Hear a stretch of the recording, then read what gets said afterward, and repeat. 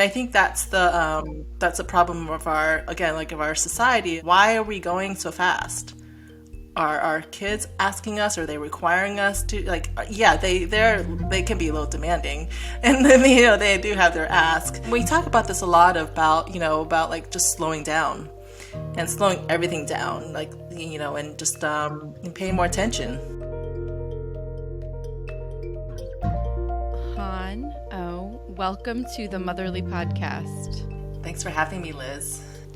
So, this season, we're really focusing on what it takes to really nourish mothers, especially new moms.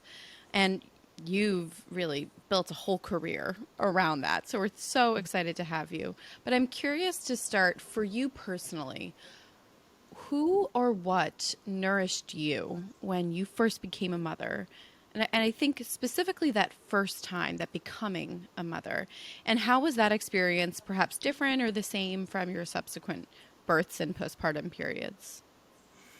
Yeah, so it's definitely been many decades of learning and picking up the different stories from my lineage of of being Chinese and growing up with grandparents, grandmothers, aunts, uncles, who are very much interested in the herbal acupuncture, you know, lifestyle. So it's always been ingrained in my mind and my life you know, about like just kind of like living your day with sort of like functional food. And they've always sort of like kind of said in a little whisper. They said, they always say like, you know what, but postpartum, which they don't say with the word postpartum, but they Mm-hmm. always say like, after birth, it's called Zuo Yue Zi, which is called, which means sitting the month. And I've always sort of known about it. And it's, definitely been pushed in the distance because I wasn't pregnant then. So I was reading in your book about your auntie and how she delivered this sitting the month experience for you. And it sounds like it was something in some ways you were expecting. But I wonder if you could help our listeners understand, what did that actually entail? And how do you think it helped you or enhanced that, first time of becoming a mother? What did you learn and how did it help? Right. So I must say, after having my first baby, my husband at the time, we were very, very lost. Like we were as surprised as, many new mothers and new fathers are when they come back from the hospital. It is that moment of like, oh my God, like what just happened? I was pregnant and didn't think there was like a baby until the baby came out kind of mentality. So I think that's fairly normal and healthy I in a had way, that. right? So that's right, right. So yeah, I'm sure you have too, and it's real. So we did have that, but luckily my aunt, being so sort of like forceful as she is, she just said, you know what, we're coming down. Like we're coming down from Oakland. We're driving down, and I'm gonna bring your cousin, and we're gonna bring tons of food over, and we're gonna just cook for you. And when you kind of have that sort of like invite but not invite, because I didn't quite invite, Hmm.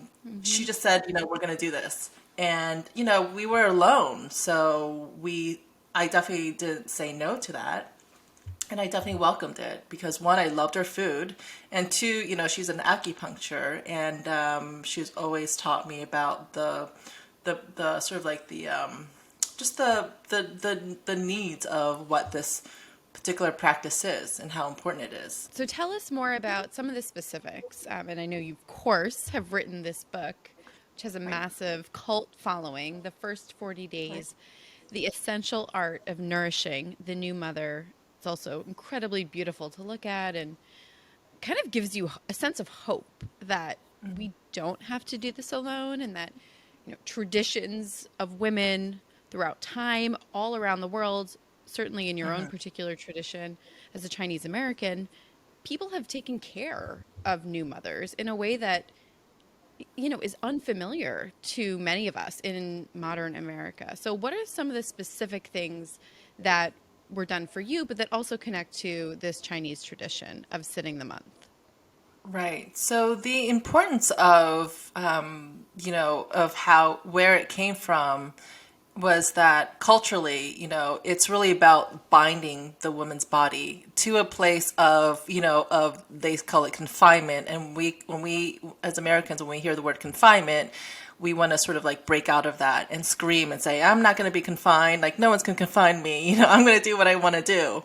But, their mentality is that, it's really about reserving, preserving all that is opened. The womb is open, the cells, the hair, like all the pores are opened, especially, after such a sort of like a traumatic experience, no matter how the baby, came out.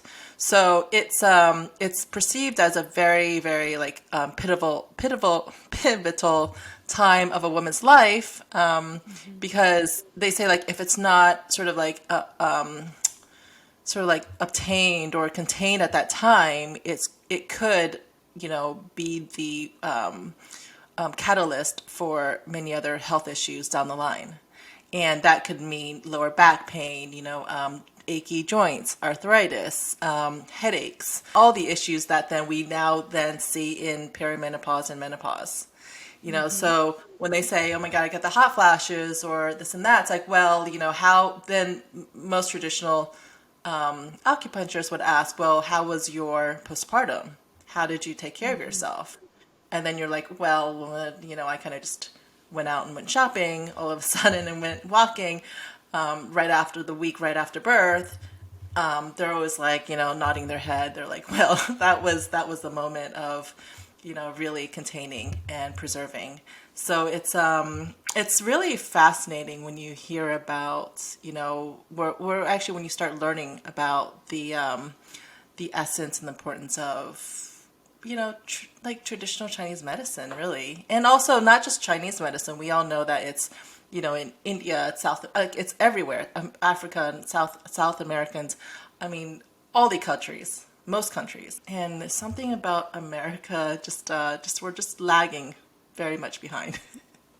Well, you point out in your book that we are a culture that so values productivity that the idea of deliberately resting, right, which is what this practice encourages mothers to do, to deliberately rest, and then to have a village of people to care for her, how at odds that is with modern productivity culture. And I think we just need to kind of call that out because if it's feeling incongruent for our listeners who want to recover postpartum, but they're living in a culture where they don't have access to paid maternity leave and we live in a culture obsessed with productivity, like we have to all start to be aware of the forces that are kind of conspiring against us. But you kind of bring it back to how central it is during this critical time, these first 40 days, because not only is a new baby being born and brought into the world, but really, what will it actually take to nourish that mother? There's a new being, there is a new mother as well. Absolutely, I agree with everything you just said. It's so true. It's a dilemma. It's and it's true. Like we do have to call it for what it is because we have to take responsibility. We are all part of the society. The research that I was doing with the book, I was visiting and traveling to Shanghai and India, and just kind of like I would like find any grandmother or auntie and ask them questions, or go to sort of like try to visit like confinement hotels in Shanghai. And Hmm. then I sort of like later find out that in China it's $100 billion industry for home care, Hmm. and 30% of that is for in home for moms and babies. And with that rate, and also with the confinement hotels, it's just incredible how much the government is investing into new moms because they want Hmm. healthy citizens, they want healthy society, they want a healthy workforce. So they know the essence of what it is and how important it is to start from the mother herself who is bearing the child. And I don't know why the concept of that is sort of like it's disconnected here. Are there some common themes that you saw as you studied these traditions around the world, in terms of what does it actually take to nourish the mother? Because what I saw were things like the role of a grandmother, maternal presence, right, in the home, the role of food, the role of rest. Are there some common themes that you saw when you studied across these cultures?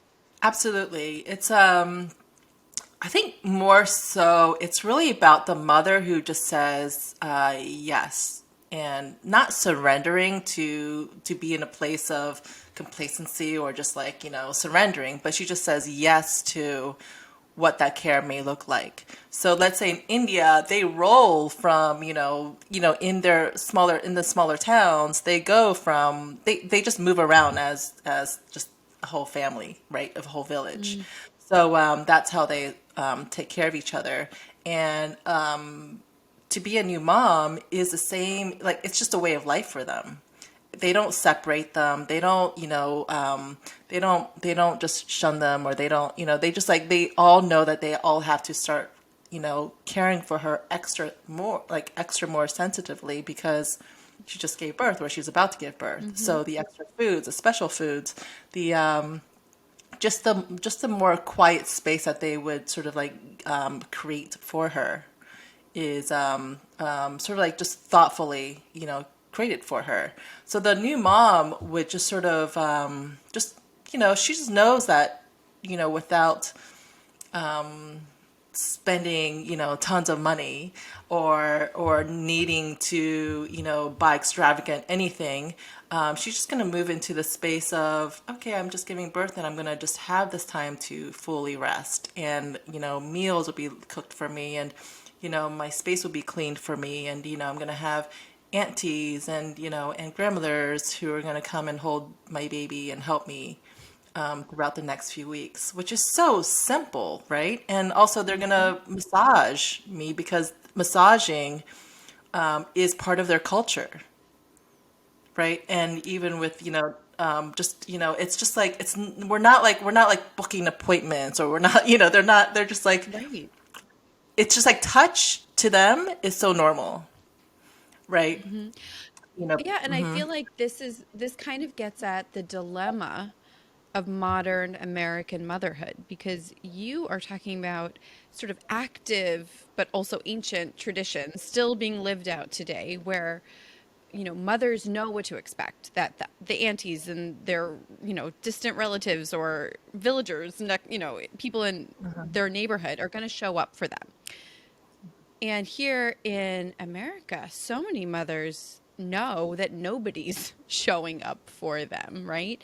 That they, first of all, there's no tradition of people helping a new mother, there's no policies to protect her. And if she does have help, in many cases, it's because she's directly asking for help. You sort of work and serve all kinds of new moms through your business that you've built up. What advice do you have for, a mother today in the U.S. who might not, who just doesn't have access to a tradition like that, but knows that that's what it takes? Where does she start? No, that's a really good question. I mean, when I sort of like share the stories of the smaller, villages and the more inclusive family environments, there's also the extremity of let's say these confinement hotels. These couples would pay quite a bit of money to stay at these hotels, knowing that the extra care and everything is there, and they also they would invest that money. It's a lot. It could be a lot. And it's Mm-hmm. again, it's as important as maybe like putting money towards a wedding. So that is they also know, of course, obviously it's the health, right, of the mom. So if we go back to the modern American woman, that does not have, her family nearby, or even if she does, they don't know how to, take care of her, or maybe she doesn't want them there at that time because, of boundaries and just Yeah. there's so many different things when you start to kind of like, I think this is like the so many women's issue when they think about postpartum is they think about the in-laws, they think about the moms, they start like to quiver inside, they start to be like, oh my god, I don't want Yeah. her to be in my space for this long, so Yeah. I'd rather just do this by myself. Mm-hmm. So that, I think that in its own aspect, that's a part that I think that a lot of new mothers around the world, they might like have a different struggle, but I think this kind of struggle, they sort of, I don't know, it feels like they kind of like put this one aside to know Sure. that they could receive the help, right? So We value our individualism and our autonomy so highly here. And so we all choose our own paths, but because of it, the flip side is there's not an expected path of postpartum care and support that they're expected to give it to us and we're kind of expected to accept it either. That doesn't absolutely. exist.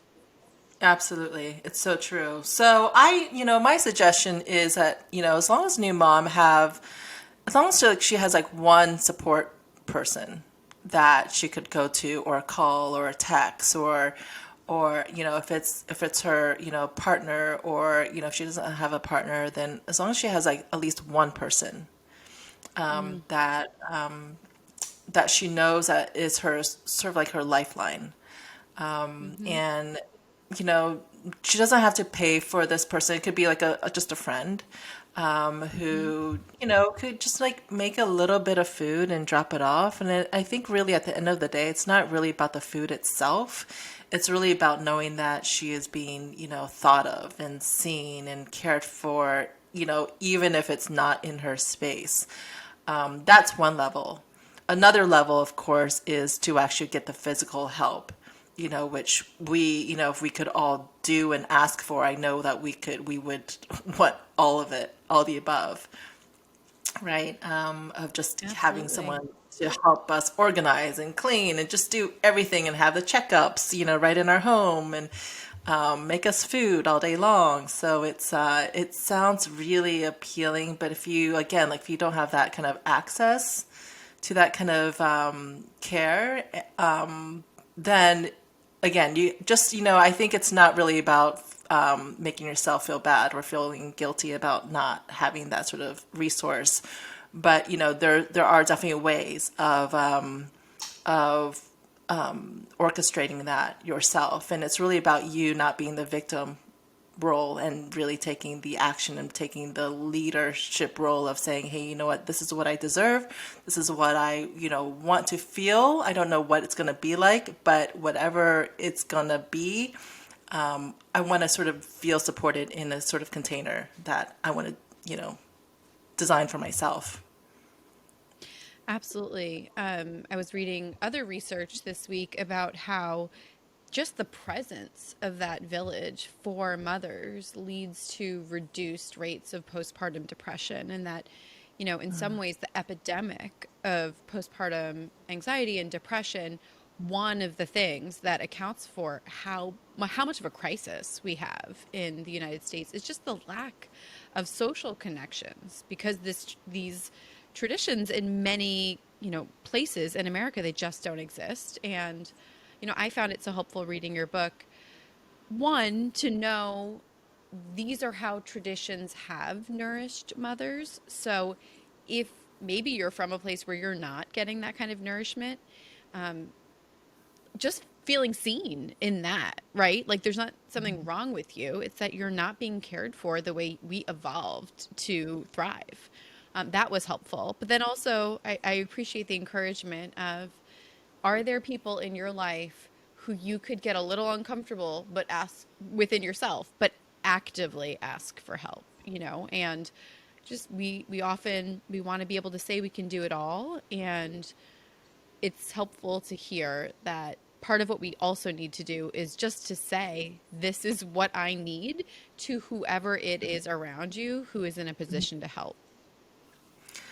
Absolutely. And I think that, the term multitasking used to be, I think, as an independent person back in the days, like I thought that was such a popular term to be. I thought being multitasker was so cool.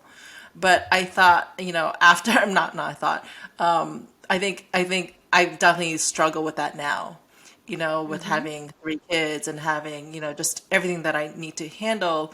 I don't want to multitask really anything ever again. Like, I don't like the idea at all. I feel like it drives me I, crazy, gives me stress, gives me anxiety. Like, I don't like it.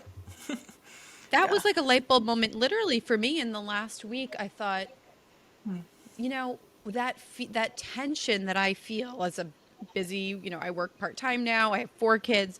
As a busy mom, I need to stop being in two places at once. I need to stop being, with my kids and on my phone, or on my phone at a soccer game. Like, what the gift that I can give, I think, is full presence in whatever activity I happen to be doing. And that also includes setting a boundary. Boundaries are an important part of this conversation as well. Yeah. Yeah, it's I think that, and I think that's the gift of having kids. They really knock on your door constantly and say, "Hey, you know what? Are you waking up to this? Are you waking up to this? Are you like, have you woken Mm. up? Like, do I have to show you more? Do I have to do this more? Do I have to do more tantrums? Do I have to like really? What do I have to do to tell you that I am here and I deserve your presence? 100%." Mm-hmm. So I want to talk a little bit about the business that you started that grew out of the experience you had postpartum, experiencing your family. You come from a family of healers who are, different kinds of practitioners within Chinese medicine. So tell us about what it was that kind of convinced you that there was just this urgent need to support moms, to nourish mothers, and how did that business grow out of that insight that you had? Yeah, so after having my third baby, I then, experienced a lot of marital issues. So that, we pretty much broke up that year that I gave birth to my son.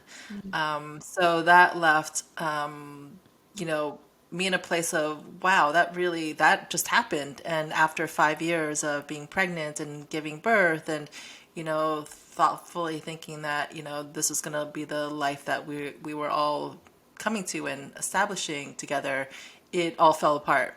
So, I sort of, when that, as we know, when that happens, you sort of have to look in and dig in deep inside yourself, and you start to kind of feel like, or for myself, I really felt like, well, what was really important to me? What is really important to me?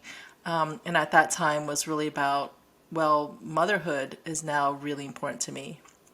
And I didn't know motherhood was going to be important to me until, let's say, a couple years later, because I sort of Mm. like was not acknowledging the fact of like, wow, I'm actually a mother to three human beings and they really need me. But again, it goes back to the multitasking. I thought I can handle it all. Mm-hmm. And my husband, at the time, we were starting our own business as well. So, we were working from home.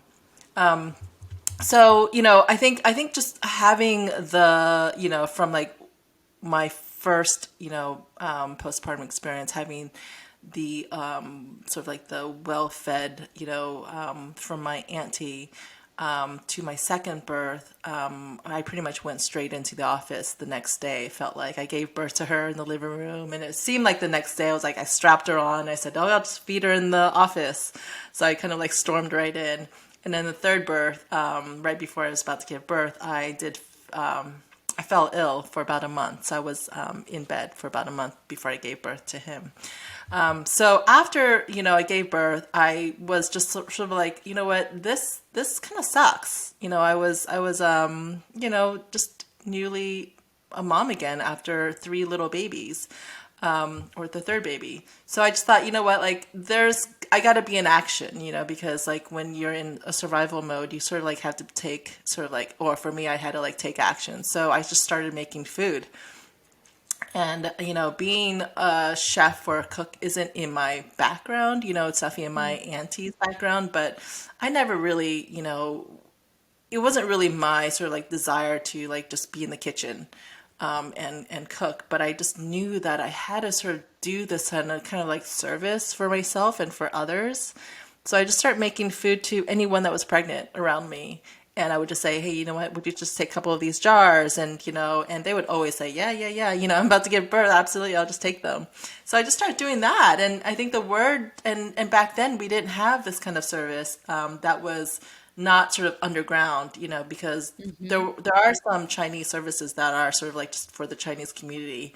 And it's all, pretty much all Chinese food. And so those they do still exist. So it's really about like just like me knowing that there's definitely a part of me that loves service and caring for others, especially caring for others in need.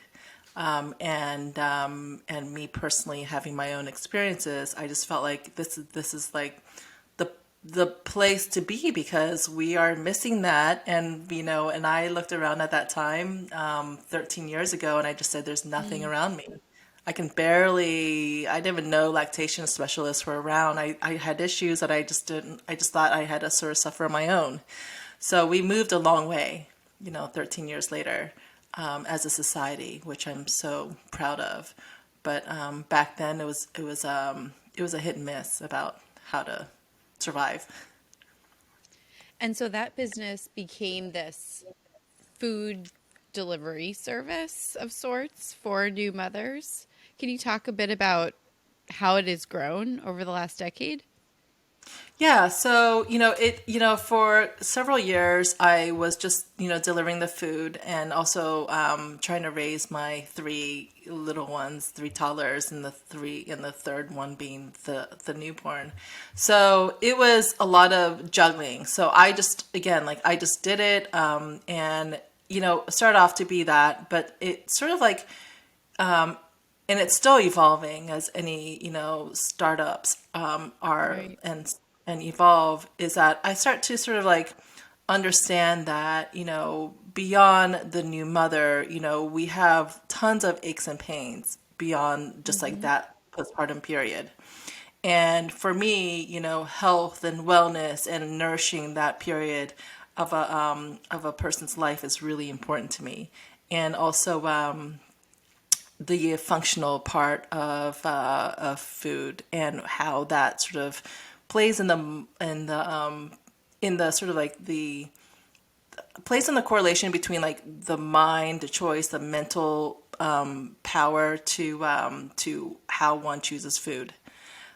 So Hmm. right now it's evolving. It's expanding, That's great. outside of just postpartum care because I feel like I feel like the trend has started and it's definitely rolling and it's just like Hmm. it's moving and the waves are Hmm. sort of like it's starting to like it's moving. So I'm very happy to see that. But I feel like there's a whole different genre of sort of like ailments or issues or challenges to to solve and to Oh, help definitely. fix, right? So Yeah, I mean, postpartum is just, it is an acute moment, and it's almost like an opportunity to rethink how we nourish ourselves for the long haul of our lives. But it is such a critical period. What are some nourishing food and also like soul nourishing rituals that you recommend for new mothers? So I'm not yeah. just curious about food, although I am certainly curious about certain any kinds of broths, ways to hydrate, just general food recommendations. But then also, I know that ritual is a big part of many of the traditions that you studied. So, are there others that you can call out for our listeners? Yeah, you know what, now that I'm, sort of like 18 years in being a mom, I do, and also I'm a single mom half the time. So Hmm. I get to experience what it's like to be independently on my own without my kids. And then they come back home and the whole house is just like it's them. It's like an amusement park. And then they leave and then like I'm like, okay, I gotta like it's gotta go back to that that like simplicity again. So I get to kind of yo-yo back, right, back and forth. And then when I'm by myself, I get to sort of like structure what it is for me to feel that I can feel grounded and I can feel myself, and I can have these rituals and practices, which I know that it isn't the privy for a lot of mothers and parents. I completely understand that. But yet I can develop these practices for myself that I can instill them in as when my kids are home. So, I feel like transitions are humongous for me. Like I need, knowing that I'm going to move into the place of, let's say, receiving my kids back, or we're going to move into a place of having other friends over, or something that's going to be sort of like disruptive in my flow of living. I need a transition that I create for myself, meaning that I might go take a walk outside, go sit in my room in a corner and sort of close my eyes for 2 minutes, go take a shower, or I might sit in the car for an extra, 3 minutes before, because my kids might all come back up to the house and I might just sit in the car for a few more minutes just before I move into the transition of the house. Right. So just like creating these like sort of like these breaks, and it could be many, many breaks throughout the day. It doesn't really matter. But I think if you sort of like consciously know that you're going to take these like few seconds or a few minutes before you move in, and it could just, again, be about closing your eyes or grounding your feet or just, breathing a few breaths, that's free. You don't need any Hmm. app or anything for that. That's in your own consciousness to stop yourself and not go into the snowball effect of, oh my God, I just gotta go, go, go. At the end of the day, I'm like, I don't even know myself anymore. I'm completely stripped down. And I think this is why like sort of like midlife issues happen, at the end of the, 18 years of being a mother or a parent. You're just like, I don't know who I am anymore. I don't know my passions. I don't know my drive. I don't know my purpose. Like I don't know myself. I don't know it anymore. And I think Wow. that's a problem of our, again, like of our society of like why are we going so fast? Are our kids asking us? Are they requiring us to, like, yeah, they can be a little demanding, and then they do have their ask, but kind of like why, like Hmm. why be so speedy? So really, it's really, we talk about this a lot about, about like just slowing down and slowing everything down, like, and just and paying more attention. And I love in that, within that, we talked about how new mothers become new mothers in American culture in a place that values productivity and busyness, but especially productivity, like over everything. And I think there's an evolution that happens within us, right? First, a recognition that I have to slow down, even though I live in this culture that tells me that what I'm doing maybe isn't important or it's not productive, which of course we don't believe, but that's what maybe the culture says to us. But then I think I want to go further and say, and echo what you said. Why are we going so fast? What are we racing for? Isn't this just as important as whatever productivity we think is out there? And why can't we center this experience, which is at the core of being human, is bringing a new generation of humans into the world and coming to our fullness as women and mothers? Like why is that less central, and kind of reject actively saying this is just as important. Maybe it's more important than productivity. Anyway, that's my Yeah, little soapbox. it's true. I mean, it's true because it's when a moment of pause, in a moment of pause, it causes uncomfortableness. So, and if we're not getting that instant reward or instant, like, praise or instant, like, oh my God, you're doing Mm, such a great job, mom, like, keep on going. If we're not getting that, it's not going to be comfortable for us. So why sit in, pause or quietness or stillness when you're not getting the instant gratification that we know that we can get from our phones? Right. hmm. And so yeah, it's, again, it's something that we need to sort of, which we are, I feel like we are, we're having this conversation about it. I think we are, aware of it. That's step one, and then, Exactly. start implementing it.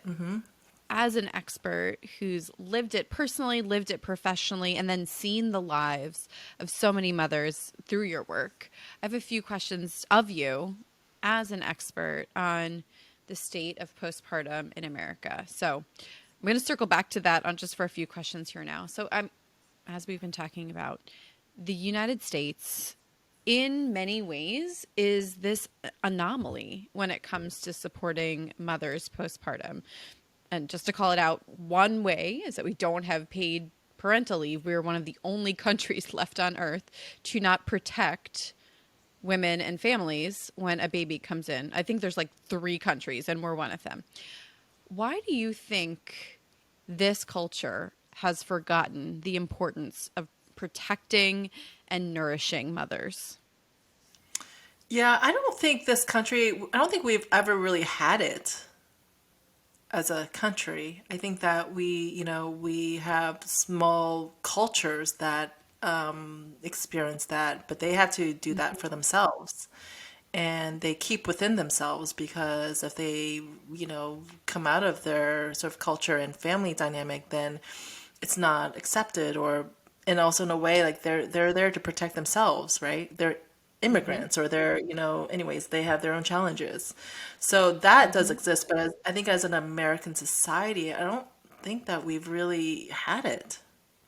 We Mm-hmm. have like the black midwives in the South that, that had their sort of like their rituals or their ways to take care of, again, like their family and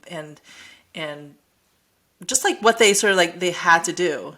But other than Yep. that, and the and the natives, like they had to take care of themselves. But other than that, I don't. I mean, It hasn't just been a part of the general consciousness. And I wonder if it is a part of, a society that's always been obsessed with productivity, even just the fact that we, like many other countries, but we have men in every leadership position, right?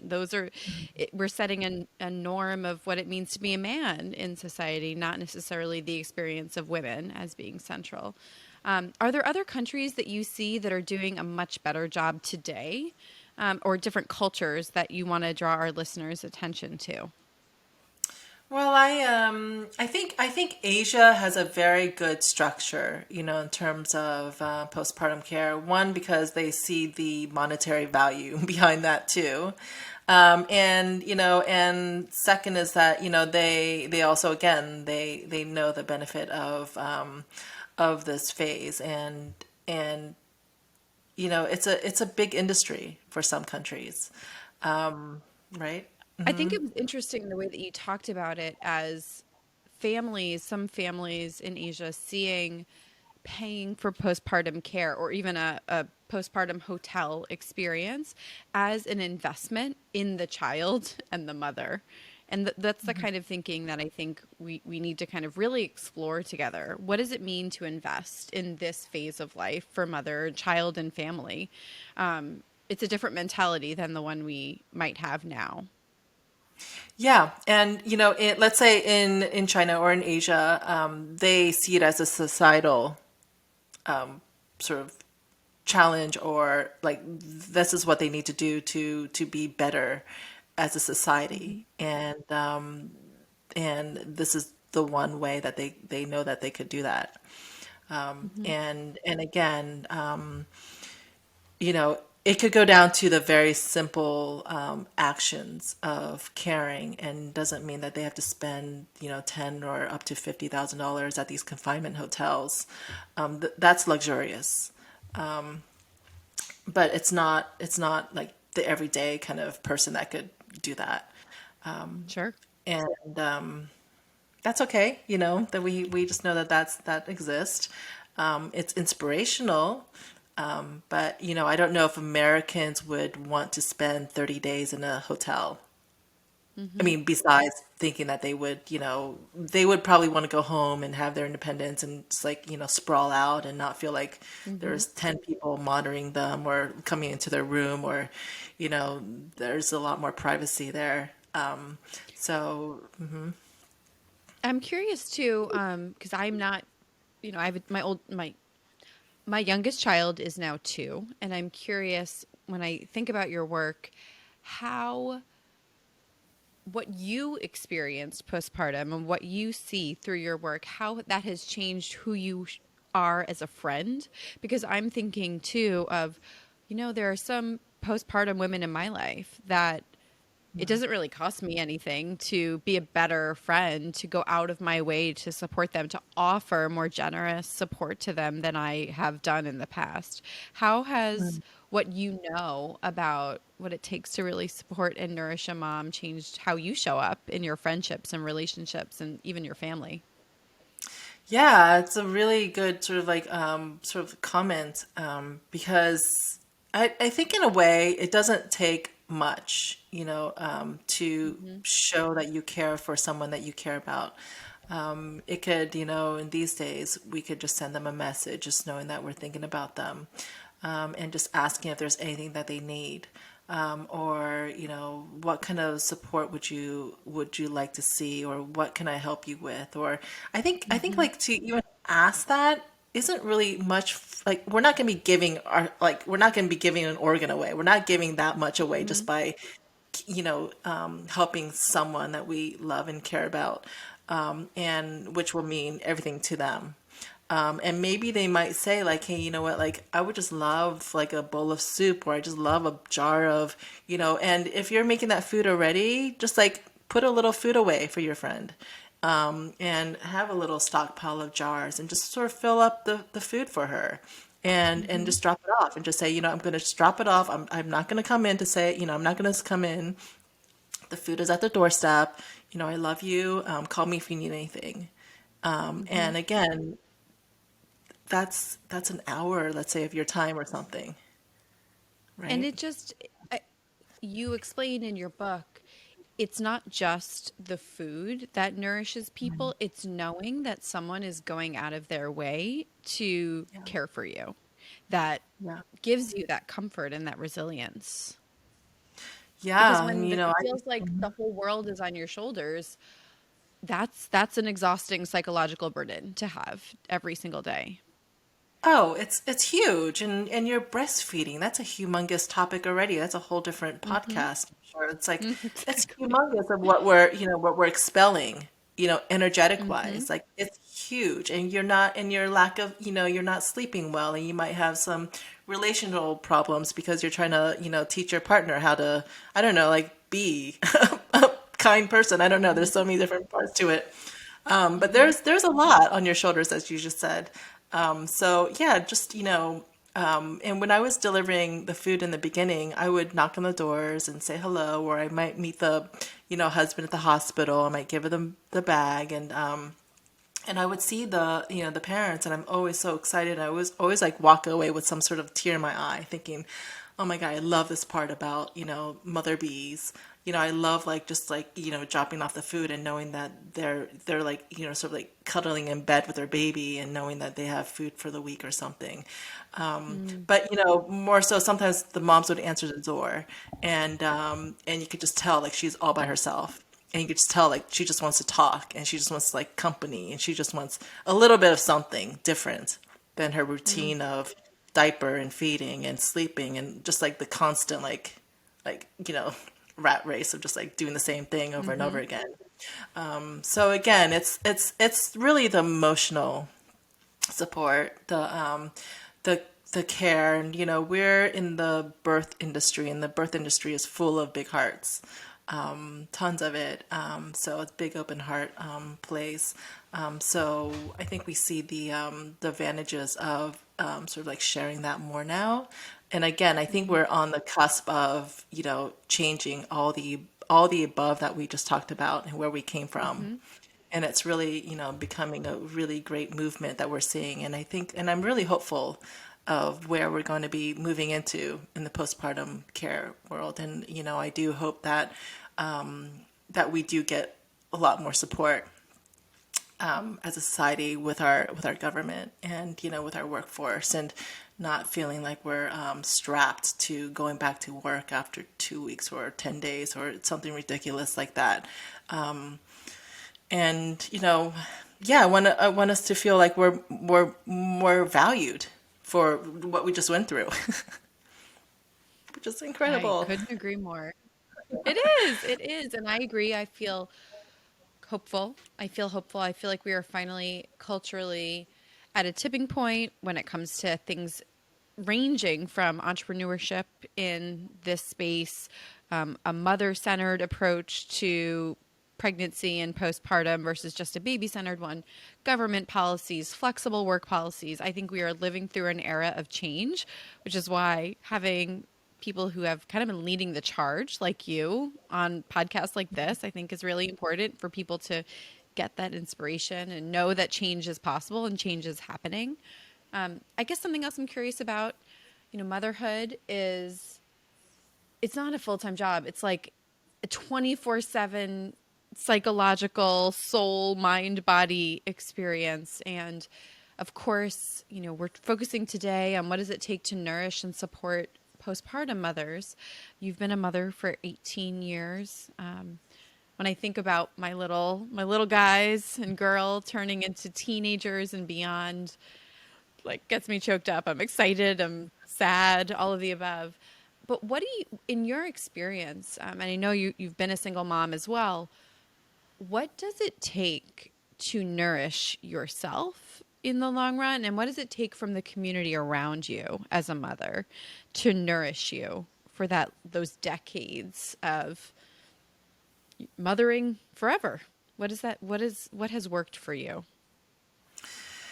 Yeah, I think it's really about the friendships that I've established and put a lot of effort into. It's a very small group of women and couple men, but also, I think that really helps me. And I'm constantly learning. I'm constantly growing and working with energetic healers and people who are in the sort of like taking the lead role in doing the sort of the light workers kind of mentality, because I feel like this is the way forward.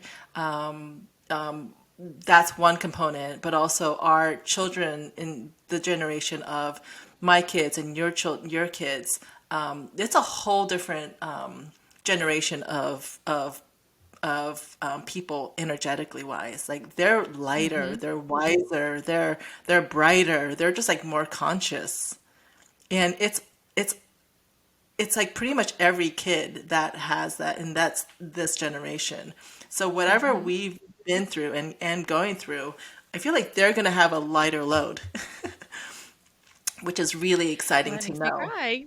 No, it's so, and it is. I'm like getting teared up thinking about it because, I see a lot of people talking now as parents, about things like positive parenting or, breaking generational cycles, healing themselves so that they're not passing unconscious things along to their kids. And that is hard work to do that kind of change. But hearing what you're hearing and seeing that there is this new generation that is a little more healed and that it's happening, that's really encouraging to hear.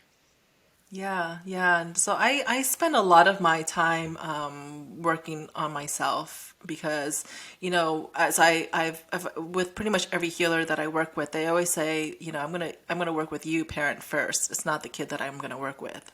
Whatever Mm-hmm. kid issues that you might feel like your kid has, it's always a parent that I'm gonna work with first. I take full responsibility, and I see the dramatic changes that happen with my kids when I work on myself, and I have to do this on a daily basis. It's work. It's a whole different entity. It's a whole different job. It's like a different hat that you have to wear, and it's not, it's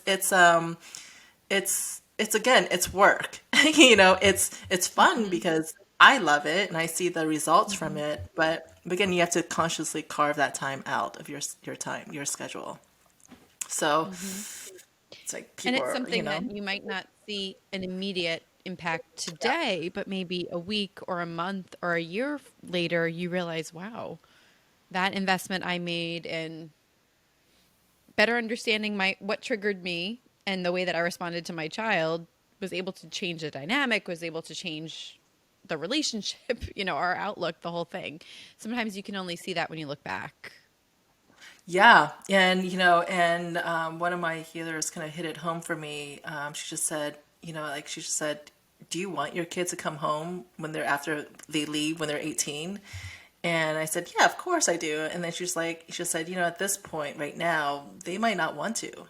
And it really hit home to me. And it said, and it kind of like it said like, I said, "Well, I really have the all the control right now. But when they're Hmm. older, I don't have any of that. So I'm going to put in double the time right now in myself and Hmm. for them. So we create such a bond that they would love to come back and visit. They would love to go on holidays with me, and they would love to like just continue to create a life with me because at a certain point, it's going to become their choice, and they won't need to do that, Hmm. right? So why not, change and alter and grow as much as you can right now, while you have them, young and in your under your roof, and grow a bond that's a lifetime of just everlasting and not just, the challenges of not having a sleep, like not just, the daily challenges of what we go through Hmm. as a new parent. Well, at Motherly, we believe that motherhood brings out our superpowers. I think of those as things within us that were not necessarily even present before we became mothers, but just really powerful forces that can change us and change the world. So I'm wondering, Han, what is your superpower? I think it's empathy, kindness, grace, patience. It's a great bundle to have. Well, Han, thank you so much for joining us on the Motherly podcast and sharing all of your wisdom with our listeners today. Thank you, Liz, and creating such a amazing platform for all. Thank you.